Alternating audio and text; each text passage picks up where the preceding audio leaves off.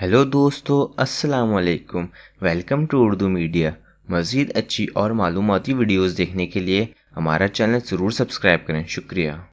हाथों पर नसों का नमूदार होना खतरे की अलामत है या नहीं?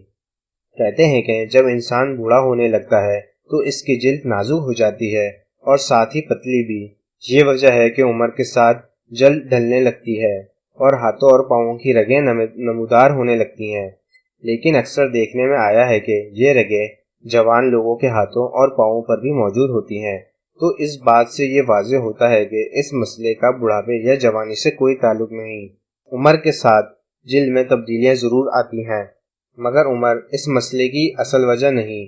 दरअसल हमारे जिल्द के नीचे कई तह मौजूद होती हैं और निचली तह अगर पतली हो तो भी रगें ज़्यादा वाज़ेह होती हैं। इसके अलावा जो लोग बाकायदगी से वर्जिश करते हैं, इनके हाथ और पाँवों में खिंचाव के बाइस भी रगें नज़र आने लगती हैं। इसके अलावा जिल्द की रंगत भी इसकी एक बहुत बड़ी वजह है। जिन अफराद की जिल्द की रंगत गहरी मतलब डार्क हो, इनकी रगें ज़्यादा वाज़ेह नहीं होती। इसके बरअक्स वो अफराद जिनकी रंगत हल्के रंग या जरदारी माइल गोरी होती है, इनकी रगें ज़्यादा वाज़ेह होती हैं।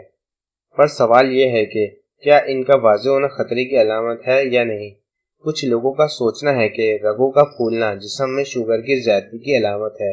अगर रगें फूलने के साथ नीचे दी गई तमाम अलामत आप के अपने अंदर महसूस करें तो यकीनन ये फिक्र की बात है और आप फौरी तौर पर अपने मुअल्लिज डॉक्टर से रुजू करें। अगर आपकी रगें ज़रूरत से ज़्यादा लाल हों और हाथ लगाने पर दर्द महसूस हो, इसके अलावा अगर जिस्म पर नीले और लाल धब्बे नमूदार होने लगें तो फौरी अपना मुआयना करवाइए।